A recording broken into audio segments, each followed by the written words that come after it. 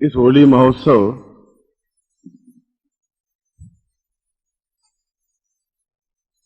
को प्रारंभ करने से पूर्व मैं एक श्लोक से अपने विचार आपके सामने चिंतन रख रहा हूं। साधकों का और साधिकाओं का, शिष्यों का और शिष्याओं का, पुत्रों का और पुत्रियों का, जो भी जिस रूप में भी आपके संबंध, आपकी आत्मीयता मेरे साथ है, सबसे पहले तो मैं उस दृष्टि से आपको आशीर्वाद देता हुआ इस शिविर का प्रारंभ कर रहा हूं। अपने प्रवचन के माध्यम से जोर से तालियों के साथ में हम होली का उत्सव मनाएंगे।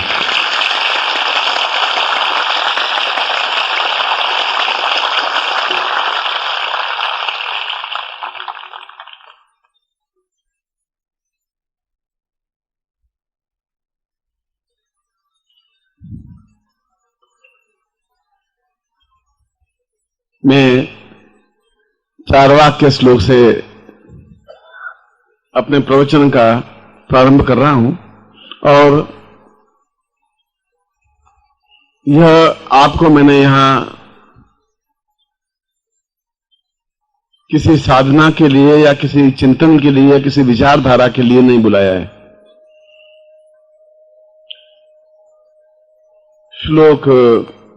जिस श्लोक को विश्वामित्र ने, या आप नाम सुन करके भी थक गए होंगे कि विश्वामित्र और वशिष्ठ और कणाद और पुलस्त्य और ऋषि और साधु और सन्यासी, मगर उन्होंने एक बड़ी अच्छी बात कही है। विश्वामित्र ने कहा है कि चक्षुर्वतां पूर्वमदैव रूपम्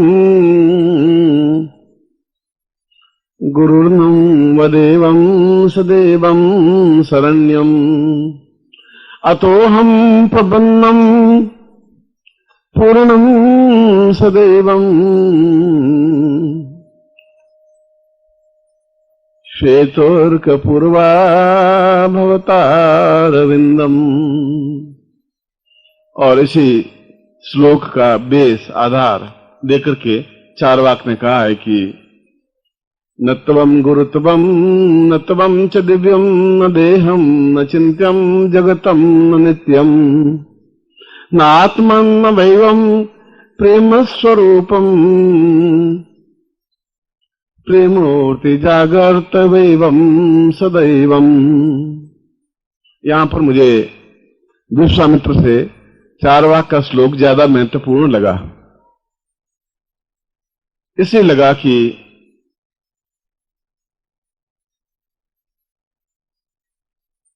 जीवन का मूल आधार, जीवन का मूल सत्व, मूल रस जो जीवन है, वह जीवन अपने आप में, उस जीवन को चारवाक ने होली कहा है। होली एक त्योहार नहीं है। हमने होली को त्योहार माना है, और हमने होली का त्योहार इसलिए माना है कि जितने उच्च कोटि का वैज्ञानिक चारवाक था, उतने उच्च कोटि का वैज्ञानिक तो आइंस्टीन भी पैदा नहीं हुआ, और कई बातें हम उनकी बात को समझ नहीं सके। चारवाक ने कहा कि गुरु कुछ सिखाता नहीं है, और गुरु से कुछ सीखने की चीज है भी नहीं। गुरु सिखाएगा भी क्या? गुरु से कुछ सीखने की बात नहीं है। सीखने की बात तो यह है कि हम किस प्रकार से स्वयं गुरुमय बन जाएं, हम किस प्रकार से उनसे जुड़ जाएं, हम किस प्रकार से उसमें नहा लें, हम किस प्रकार से उसमें अपने आप को डुबकी लगा दें, हम किस प्रकार से अपने आप को पूर्णता से गुरु से एकाकार हो जाए। वह कौन सा तरीका है? क्या सीखेंगे और कितना सीखेंगे? दुनिया में आप कितना देखेंगे? 216-17 देश है, कितने देश देखोगे? हजारों ग्रंथ कितने आप पढ़ोगे? चारवाक ने कहा इससे कुछ नहीं हो पाएगा। उसने एक बिल्कुल नवीन थ्योरी बताई कि होली कोई त्योहार नहीं है। होली को हमने तब से मानना शुरू किया जब से चारवाक ने इस थ्योरी को प्रतिपादित किया, उस दिवस की स्मृति में इस होली पर्व को हम मनाते आए हैं। उसके बाद में तो कई इतिहास जुड़ते गए कि जब पूतना का वध किया तब होली का दहन किया, ये किया, और भी सैकड़ों घटनाएं घटती गई। मगर मूल बिंदु यह है कि चारवाक ने कहा कि हम फिर जीवन का जो सत्व है, जीवन का जो रस है, वह क्या है। जीवन की महत्वपूर्ण दो चीजें हैं। आपका सारा शरीर अगर देखा जाए तो केवल दो चीजों से समाहित है। तीसरी चीज आपके शरीर में कुछ है ही नहीं। एक शरीर का भाग आपकी आंख है, और एक आंख आपकी, केवल एक आंख आपकी ज्यादा से ज्यादा 1.25 इंच चौड़ी है और 1.25 इंच लंबी है। बस 1.25 इंच का मतलब है छोटी सी, इतनी सी आंख लंबी है, और उससे भी 1/3 आंख चौड़ी है। और उस आंख में पूरे संसार को समाये हुआ है। इस आंख से आपने पूरी दुनिया को देखा है, माँ बाप, भाई बहन, संबंधी, रिश्तेदार, अमेरिका, इंग्लैंड, भारतवर्ष और सब कुछ। तो बाकी शरीर तो आपको कुछ काम आया नहीं। मेन आपका मूल आधार आंख रही, और आंख में ही वह सब कुछ है जो कुछ आप चाहते हैं, जो नहीं चाहते हैं। घृणा, प्रेम, करुणा, स्नेह, दया, अटैचमेंट, अपने आप को मिटा देने की भावना, और बहुत कुछ कह देने की भावना। और चारवाक कहता है कि इससे भी 1000वां हिस्सा मन है। इस आंख को मैंने जितना बताया है, इसको एक और 1000 टुकड़े कर दें तो एक मन है।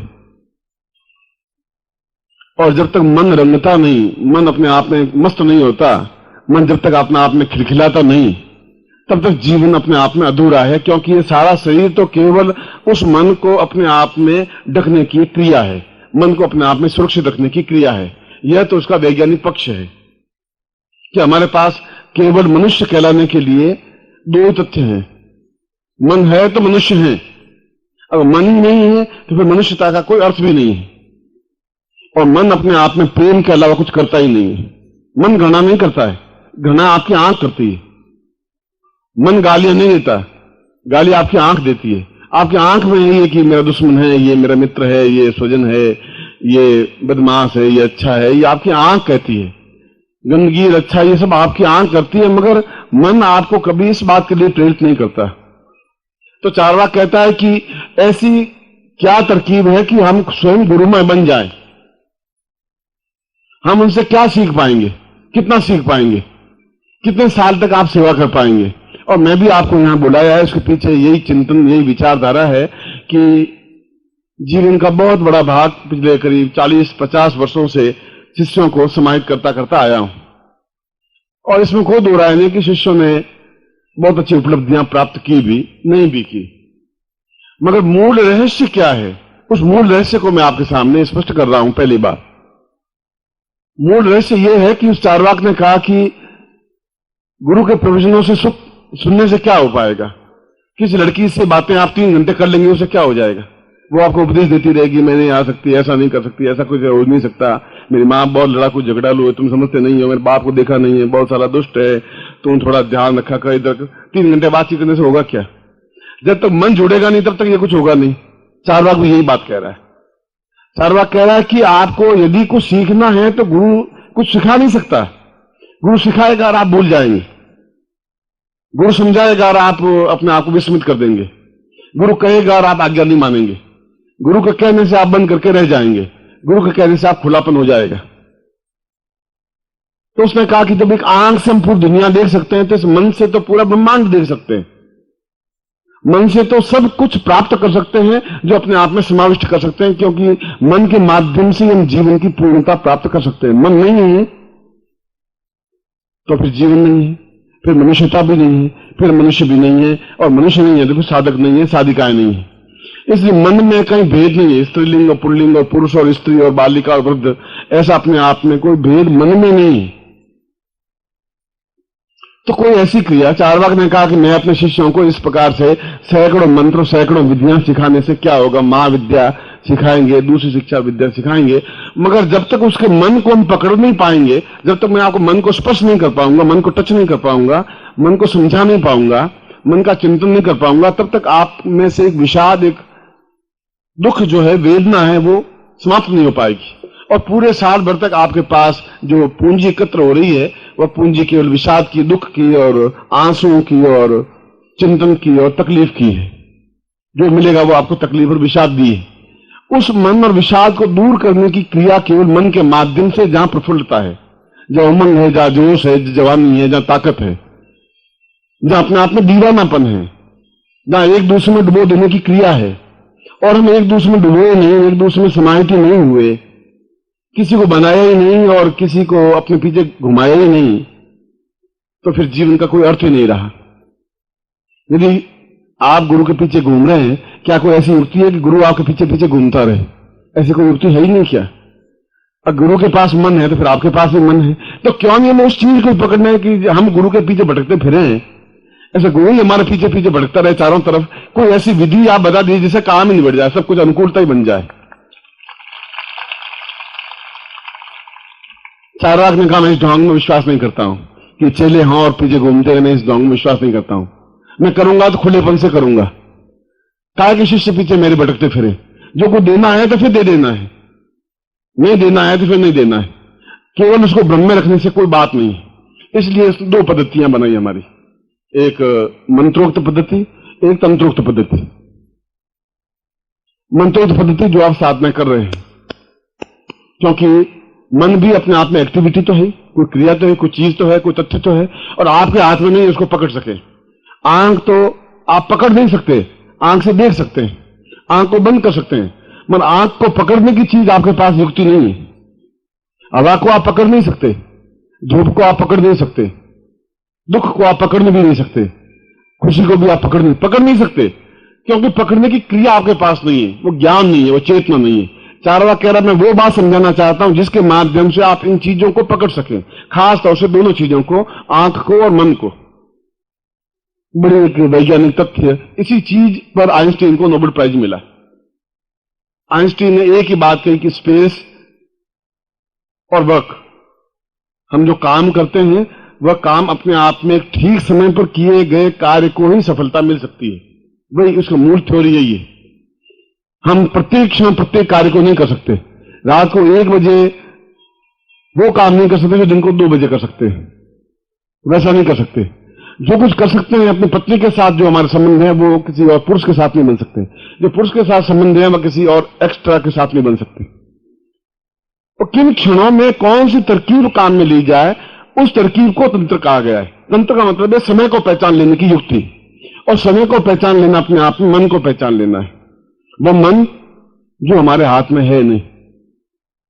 और इस प्रकार की साधनाएं, इस प्रकार की युक्तियां, वह चाहे दीक्षा के माध्यम से हो, चाहे साधना के माध्यम से हो, यदि हम अपने मन को पूर्ण रूप से नियंत्रण कर सकें, पकड़ सके,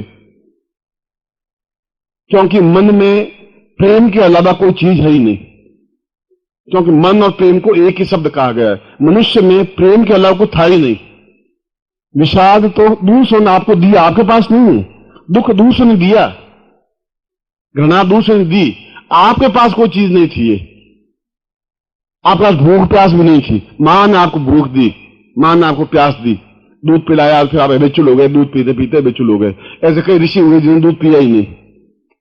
ऐसे कई ऋषि हुए जिन्होंने अपने जीवन में और किसी प्रकार का भोजन किया ही नहीं, पानी पिया ही नहीं, पत्तों के सहारे जीवित रहे। जीवित तो वो भी रह सके। ये सब चीज दी है समाज ने, मां ने, बाप ने, भाई ने, संबंधी रिश्तेदार ने, और ये सब दी है आपको एक अलग ढंग से ढालने के लिए। चारवाक ने कहा मैं ऐसा शिष्य नहीं चाहता, यह शिष्यता है नहीं। मैं चाहता हूं कि उनके हाथ में मन को पकड़ा दूं। मैं चाहता हूं कि उनको ऐसी चीज दे दूं जो अपने आप में अद्वितीय हो और जिसकी कोई लिमिटेशंस नहीं हो। और ये बात उन्होंने होली के अवसर पर कही थी।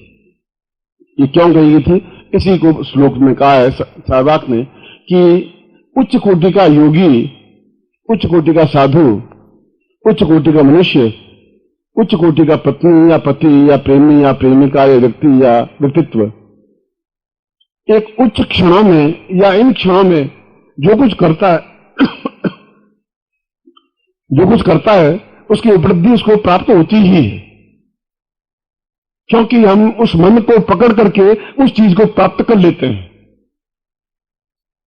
ये होली का 2 दिन, आज का और कल का, ये होली के 2 दिन गंवाने के दिन नहीं। इन होली के 2 दिनों में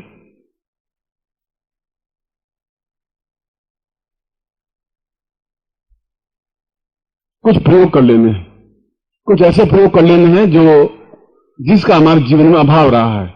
मेरे जीवन में और तुम्हारे जीवन में अभाव रहा है सामंजस्यता का, प्रेम का। तुम दौड़ते हुए आते हो और तुमसे मिल लेता हूं, एक फॉर्मेलिटी हो गई। आप चरणों में झुके, पुष्प चढ़ाए, 100 रुपए का नोट चढ़ाया और फॉर्मेलिटी हो गई।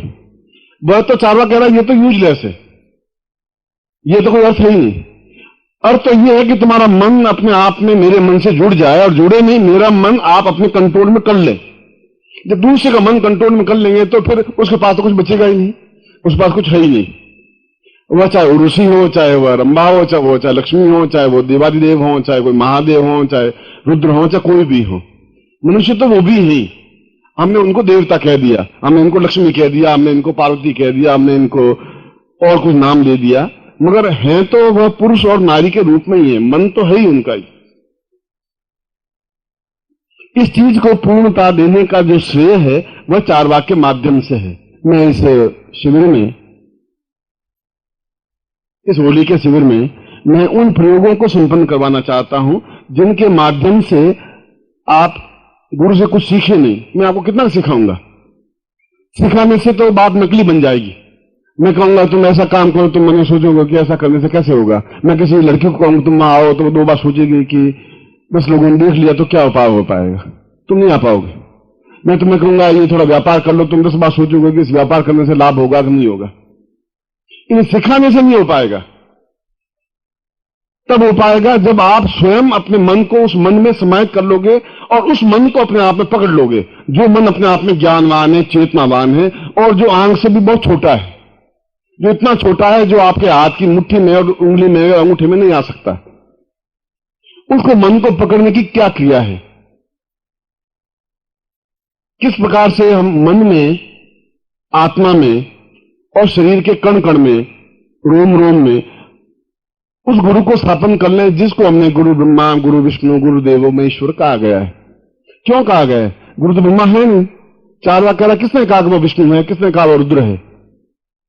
इसलिए है कि उनके गुणों का समावेश उसके शरीर में है। रुद्र का समावेश शिव को इसलिए कहा गया, शिव संहार का देवता है, वह समाप्त करता है, मृत्यु का देवता है, और हम शत्रुओं पर संहार कर सके इसलिए हम रुद्र हैं, इसलिए गुरु को रुद्र कहा गया है। विष्णु पालन करता है, वह अपने आप में पूर्णतः ऐश्वर्यवान है, लक्ष्मी जिनके पांव दबाती है, इसलिए गुरु को भी विष्णु कह दिया गया है। और ब्रह्मा इसलिए कहा गया कि वह अपने आप में सृजन करता है, निर्माण करता है, बनाता है, चाहे संतान को, चाहे घर को, चाहे मकान को, चाहे पत्नी को, चाहे संबंधी को, चाहे रिश्तेदार को। इसलिए उनको दिखाने से गुरु ब्रह्मा, गुरु विष्णु, गुरु देवो महेश्वर कहा गया है। वह न तो ब्रह्मा है, न विष्णु है, न महेश्वर है या नहीं।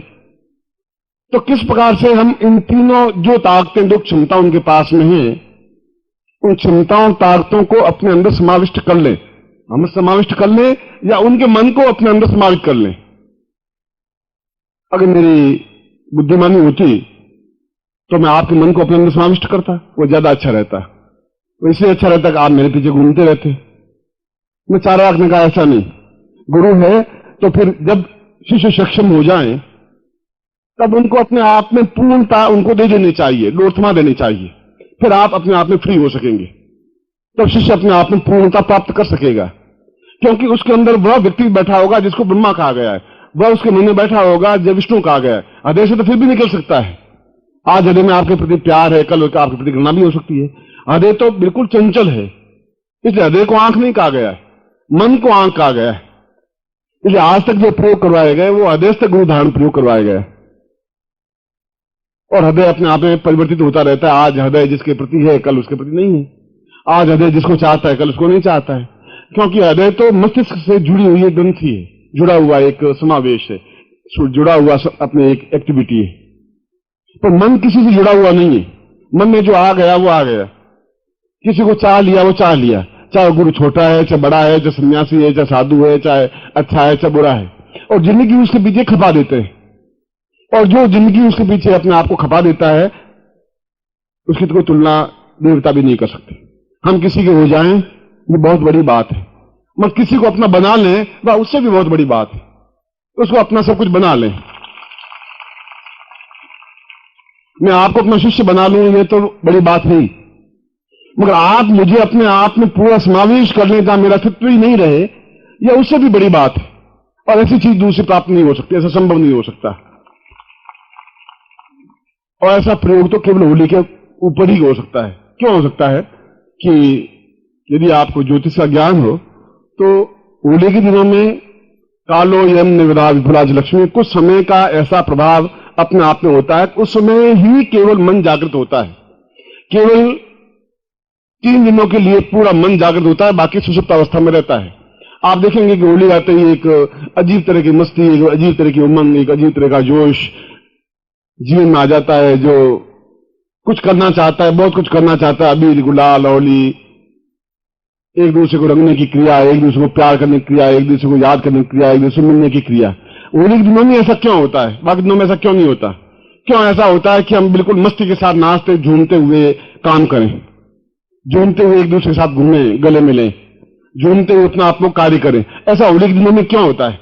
क्योंकि होली के दिनों में वह ग्रंथि, वह मन अपने आप में खुल जाता है जिसको पुष्प दल कहा गया है, जिसको कमल दल कहा गया है। और उस कमल दल में अपने आप में 16 पंखुड़ियों में समस्त सिद्धियां समावेश हैं। वह केवल होली के दिनों में ही समावेश। बाकी आप किसी भी दिनों में आप देखेंगे तो आप किसी एक्स्ट्रा दिन आकर के मेरा आप गुलाल लगाएंगे तो मैं आपका गला पकड़ूंगा, क्या करूं? पागल, दिमाग खराब है। आप सड़क पे चलते हो, आज किसी गुलाल लगा देंगे तो आज आपको लड़ाई झगड़ा कोई नहीं कर पाएगा, क्योंकि उसका मन भी चाहे 5 इंच खुला हुआ है, आपका 100% खुला हुआ है। इस मन खुले हुए मन पर ही गुरु को स्थापन किया जा सकता है, या जो सिद्धियां, जो साधनाएं हम करना चाहें वह उस मन में स्थापन हो जाए और मन फिर वापस पंखुड़ित हो जाता है। आपने कमल देखा होगा, कमल के ऊपर भंवरा मंडराता रहता है और दिन भर मंडराता रहता है। शाम को होता है और कमल, उस कमल के बीच में जाके भंवरा बैठ जाता है पूर्ण रूप से, और धीरे धीरे कमल की पत्तियां बंद होती पूर्ण रूप से बंद हो जाती, और कमला, वो भंवर अपने आप में उसमें कैद हो जाता है। सारी रात उसमें कैद रहता है। भंवरा बहुत फड़फड़ाता है, बहुत चिल्लाता है, बहुत चीखता है, बहुत उड़ने की क्रिया करता है, बहुत बन बन आवाज करता है, मगर कमल से निकल नहीं पाता। वह तो वापस सूर्य उगेगा और जो कमलनी वापस खिलेगी तो भंवर बाहर निकल पाएगा। आपका मन भी वैसा कमल ही है, और यह अभी तक किसी ने इसको स्पष्ट किया ही नहीं। जहां शंकराचार्य ने इसको स्पष्ट जरूर किया, मगर शंकराचार्य ने एक अपने तरीके से किया।